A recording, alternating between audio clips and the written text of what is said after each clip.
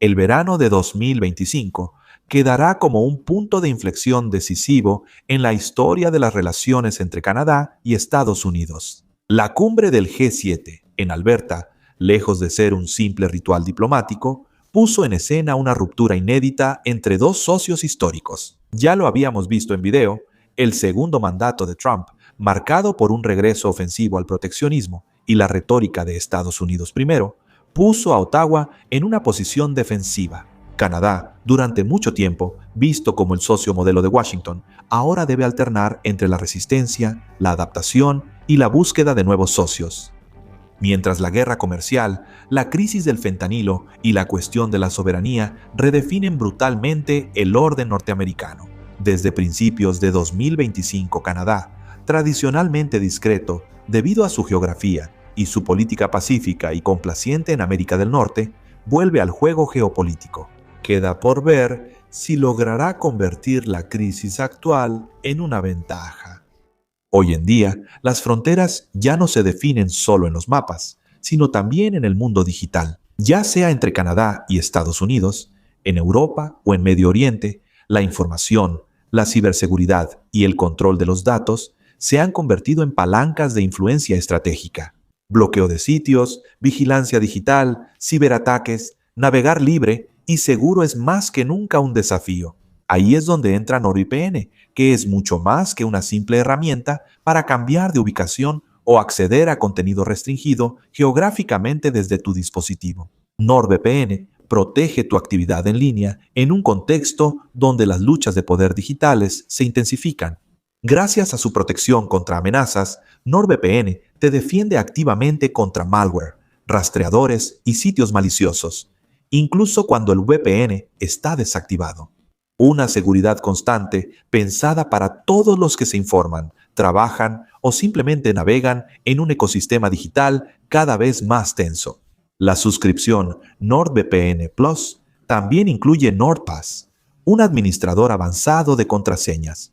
Genera, almacena y protege tus credenciales mientras te alerta si tus datos se han filtrado. Un recurso esencial frente al aumento de las ciberamenazas. Súmale a eso un cifrado de extremo a extremo y una política estricta de no guardar registros. Hasta 10 dispositivos protegidos simultáneamente y un kill switch que corta automáticamente la conexión a Internet si la protección VPN se interrumpe.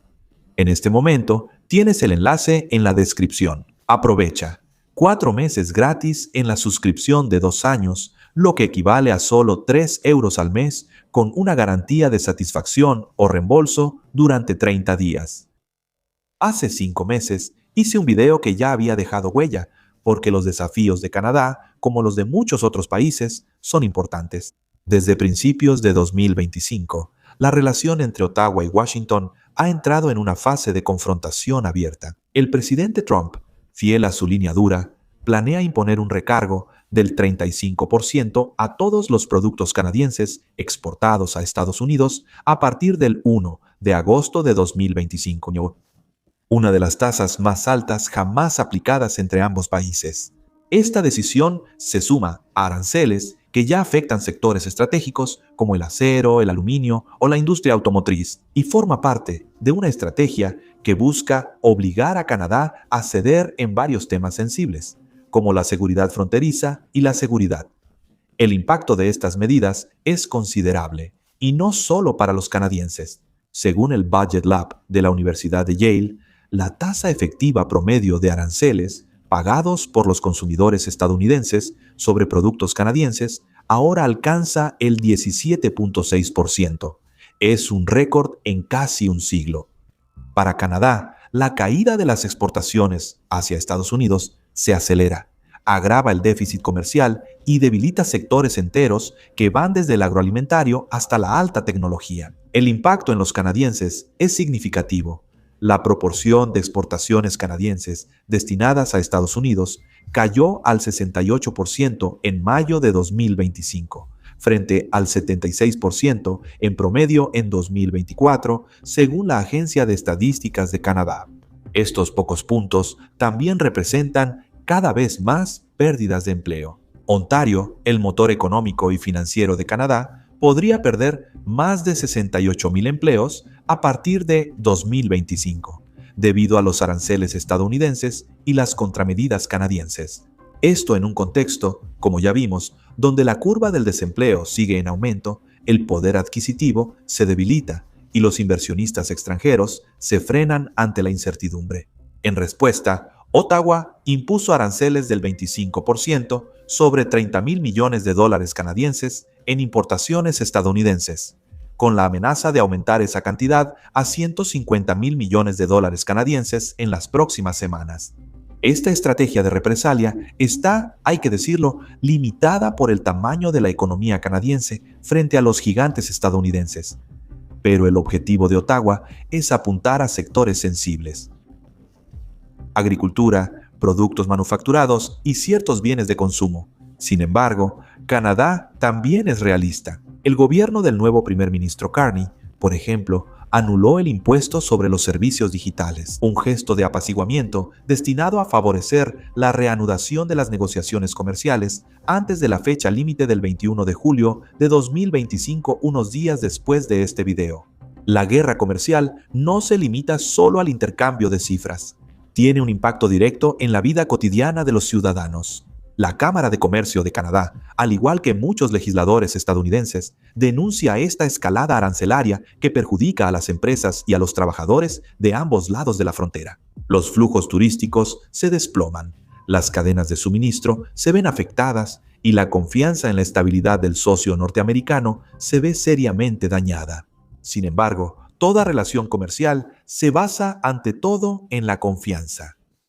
Entre las justificaciones presentadas por la administración de Trump para endurecer su postura hacia Ottawa, la lucha contra el tráfico de fentanilo ocupa un lugar central. El presidente estadounidense acusa a Canadá de ser laxo en el control de su frontera sur, afirmando que el país se ha convertido en un punto clave para el tránsito de estas drogas sintéticas hacia Estados Unidos.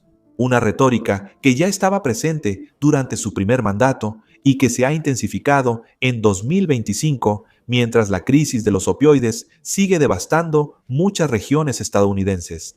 Los datos más recientes muestran un aumento continuo en las incautaciones de fentanilo en la frontera entre Canadá y Estados Unidos desde principios de 2024, con un incremento de casi el 18% en los últimos 12 meses, según los servicios fronterizos estadounidenses.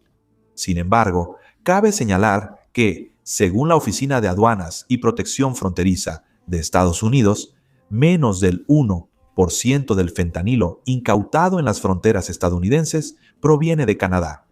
La gran mayoría, más del 98%, entra por la frontera mexicana. México, que sigue siendo el actor dominante, con laboratorios industriales y redes de importación directa desde China. El verdadero problema del fentanilo en Canadá es el mercado interno, ya que Canadá pasó de ser un país importador a ser un país productor. La crisis de los opioides también es dramática para los canadienses. Algunas provincias tienen más de 50 muertes por cada 100,000 habitantes, una tasa tan alta como los estados más afectados en Estados Unidos. Ante la presión estadounidense, Canadá ha multiplicado las iniciativas: aumento del personal aduanero, inversión en la detección de cargamentos sospechosos, campañas de concientización y una mayor cooperación con la DEA estadounidense. El gobierno de Carney también propuso la creación de un grupo de trabajo binacional dedicado a la lucha contra el fentanilo, pero la desconfianza persiste en Washington, que exige, como siempre, resultados rápidos y tangibles. En resumen, el fentanilo causa estragos tanto en Estados Unidos como en Canadá, al grado de convertirse en una herramienta utilizada por Washington por motivos de política interna o de negociaciones comerciales. Evidentemente, la crisis geopolítica actual, que se ha prolongado durante varios meses, actúa como una llamada de atención para Canadá, que toma conciencia de su dependencia excesiva del mercado estadounidense. Pero Canadá también tiene ventajas. Desde marzo de 2025, Ottawa lanzó un amplio plan de diversificación económica con 3 pilares: desarrollo del comercio interprovincial, modernización de las infraestructuras y promoción de sectores de futuro como los minerales críticos y las tecnologías verdes. La extracción y el procesamiento de minerales críticos como el litio, el níquel, el cobalto, el grafito o incluso las tierras raras, se han convertido en prioridades absolutas para Ottawa. Estos recursos, esenciales para las tecnologías de transición energética, las baterías, los semiconductores y los sistemas de defensa, son objeto de una demanda mundial creciente en un contexto de tensiones geoeconómicas en torno a las cadenas de suministro. Esa es la fortaleza de Canadá. Cuenta con una de las mayores reservas de minerales críticos del mundo occidental que es capaz de extraer y, sobre todo, de procesar localmente. En un momento en que el 80% de las capacidades mundiales de procesamiento están concentradas en China, Canadá se posiciona como una alternativa privilegiada para cualquier potencia que desee diversificar sus suministros. Ya es el quinto productor mundial de níquel y un actor imprescindible en el cobalto refinado. Para estimular la exploración y atraer inversiones, el gobierno federal ha extendido hasta 2027 el crédito fiscal para la exploración minera. El objetivo es hacer surgir una nueva generación de proyectos en territorios estratégicos, como el Círculo de Fuego en el norte de Ontario. Esta región, rica en cromita, níquel y tierras raras, es considerada como una palanca para una reindustrialización importante, aunque todavía está sujeta a negociaciones complejas con las primeras naciones. Pero el reto también es construir una verdadera cadena nacional de valor que vaya desde la extracción hasta la exportación de productos terminados. Esto implica la creación de capacidades de procesamiento locales, la fabricación de componentes para baterías y tecnologías limpias, así como la consolidación de todo un ecosistema industrial de alta tecnología. Esto se traduce, por ejemplo, en el desarrollo de un polo de transformación de litio en Bécancour, en Quebec, un programa de refinación de tierras raras en los territorios del noroeste y asociaciones industriales en curso con Corea del Sur y Japón en el ámbito de materiales avanzados para baterías. En un contexto de guerra comercial con Estados Unidos, la diversificación geográfica de las exportaciones se vuelve una necesidad estratégica. Y eso viene bien. Canadá tiene una fachada atlántica y pacífica, y así busca establecer nuevos flujos comerciales hacia Europa y Asia. Para eso, el gobierno moderniza y refuerza las infraestructuras logísticas. La ampliación del puerto de Churchill en aguas profundas tiene como objetivo ofrecer un acceso competitivo hacia el norte de Europa y Asia a través del Ártico, en un contexto de deshielo y apertura de rutas marítimas. También está la expansión del oleoducto transmontaña, aunque orientado hacia los hidrocarburos, que también permite aumentar significativamente las capacidades de envío hacia los puertos de Columbia Británica, que se encargarán de las exportaciones hacia Asia. El sector minero no constituye solamente un valor refugio para la economía canadiense frente a las turbulencias comerciales. También lleva las ambiciones geopolíticas de Canadá de convertirse en una potencia clave capaz de asegurar las cadenas de suministro críticas, al mismo tiempo que refuerza su propia autonomía económica y estratégica en un mundo fracturado. En el sector energético también, la autosuficiencia y la seguridad nacional ahora priman sobre las consideraciones medioambientales. Nuevos proyectos de oleoductos y corredores energéticos están siendo estudiados, a pesar de la oposición de los ecologistas.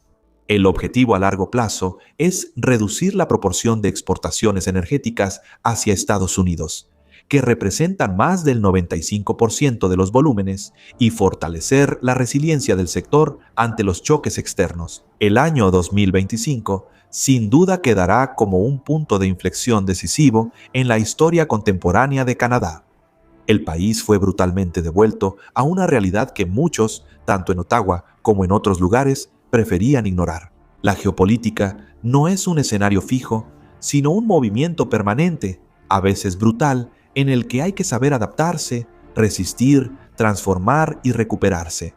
El año del segundo mandato de Donald Trump quizás puso fin, sobre todo, a una especie de letargo estratégico canadiense, enfrentado a aranceles punitivos, crecientes tensiones de seguridad, amenazas simbólicas de anexión y una profunda revisión de la Asociación Norteamericana. Canadá, si quiere seguir existiendo, no tiene otra opción más que mirarse de frente, y ha empezado, tímida pero firmemente, a rediseñar su postura. En el ámbito militar, la ruptura también es clara. Ottawa, que durante mucho tiempo estuvo satisfecho con su dependencia de los paraguas de seguridad estadounidenses, se compromete decididamente en el camino de la autonomía a largo plazo. Por lo tanto, los gastos de defensa deberían alcanzar el 2% del PIB para 2030. El Ártico, que antes era periférico, también se vuelve central en las ambiciones de Canadá, tanto para afirmar sus derechos sobre el paso del noroeste, como para explotar los recursos estratégicos que alberga y para posicionarse como un actor responsable dentro de un espacio global cada vez más disputado. Este despertar estratégico no se expresa solo en términos militares. También afecta, como hemos visto, la economía y más precisamente la explotación de sus recursos naturales, así como la diversificación de sus socios apoyándose en su geografía. Este reposicionamiento se está haciendo con dificultad. La guerra comercial ya ha costado decenas de miles de empleos. Las pérdidas de exportaciones hacia Estados Unidos son masivas. El aumento de los costos y los precios debilita a las familias y las tensiones sociales se intensifican. Pero esto también puede verse como el precio a pagar para liberarse de una dependencia que se ha vuelto demasiado peligrosa.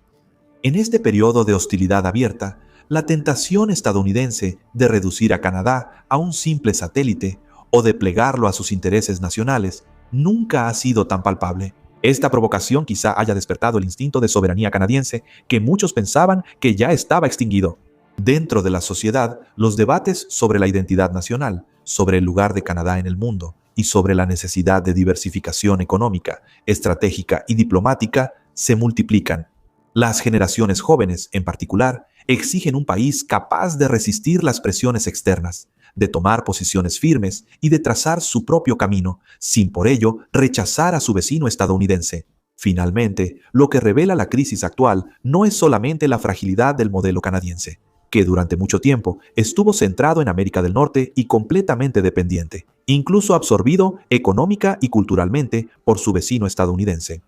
Aún más, revela un potencial geopolítico que durante mucho tiempo ha estado subexplotado, impulsado por una riqueza en recursos sin equivalente en el mundo desarrollado, y una capacidad para actuar como mediador en un mundo dividido. La geopolítica, en el fondo, y como lo ves en cada video de Terra Bellum, no es solo un juego cínico de relaciones de poder. También es el arte de transformar una vulnerabilidad en poder, un choque en oportunidad, una dependencia en autonomía. Y todavía es demasiado pronto para decir si Canadá se convertirá en una potencia de equilibrio a nivel mundial. Pero una cosa es segura, ya no forma parte de los espectadores pasivos de la historia. Al contrario, ha vuelto a ser un actor con herramientas en la mano. Estados Unidos, al creer que lo dominaban, le devolvieron involuntariamente su propia conciencia. Espero que hayan disfrutado esta inmersión en los desafíos geopolíticos de Canadá. ¿Y ustedes, cómo imaginan el futuro de Canadá en este nuevo juego mundial? ¿Resiliencia discreta o afirmación de una nueva potencia? ¿Trump finalmente tuvo un efecto positivo en Canadá o para nada? Díganoslo en los comentarios, sobre todo porque una buena parte de nuestro público se ve directamente afectada y también nos ve desde ese país. Sus análisis, sus preguntas o incluso sus desacuerdos son el corazón del debate. Así que no duden en reaccionar, compartir este video con sus conocidos y darle like para apoyarnos. Además, es gratis. Gracias de nuevo a NordVPN por patrocinar este video. Para saber más, haz clic en el enlace fijado en los comentarios de este video o en la descripción. También piensen en suscribirse para no perderse los próximos análisis sobre las grandes transformaciones del mundo actual. Gracias a los miembros de YouTube que nos apoyan financieramente. Fue Quentin para Terra Bellum.